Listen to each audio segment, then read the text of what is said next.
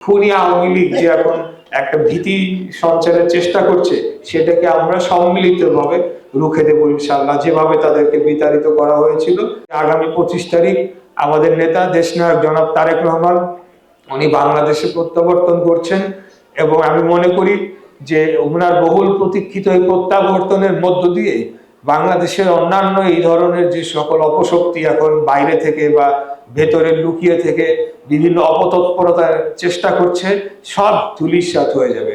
লাখো জনগণ যখন আমাদের নেতার নেতৃত্বে নেমে আসবে এবং একটি নির্বাচনী উৎসবে যখন পরিণত হবে, সেই উৎসবে সবাই অংশগ্রহণ করুক, সবাই ভোট কেন্দ্রে যান।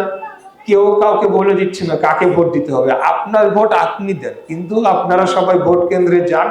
আপনারাই আপনাদেরকে যাকে মনে হয় যে বাংলাদেশ রাষ্ট্র, আপনাদের শহর, আপনাদের জীবনকে আরো উন্নত করার জন্য ভূমিকা রাখতে পারবে, তাদেরকেই আপনারা ভোট দেন। আমি বলছি না যে আমাদেরকেই দিতে হবে, আপনারা আমাদের পরিকল্পনা দেখেন, অন্যদের পরিকল্পনা দেখেন, এবং আপনারা ভোট কেন্দ্রে অবশ্যই যাবেন। এই খুনি আওয়ামী লীগ যে এখন একটা ভীতি সঞ্চারের চেষ্টা করছে, সেটাকে আমরা সম্মিলিতভাবে রুখে দেবো ইনশাআল্লাহ। যেভাবে তাদেরকে বিতাড়িত করা হয়েছিল, আবারও বাংলাদেশ ঐক্যবদ্ধ রয়েছে তাদের বিরুদ্ধে বাংলাদেশকে রক্ষা করার জন্য।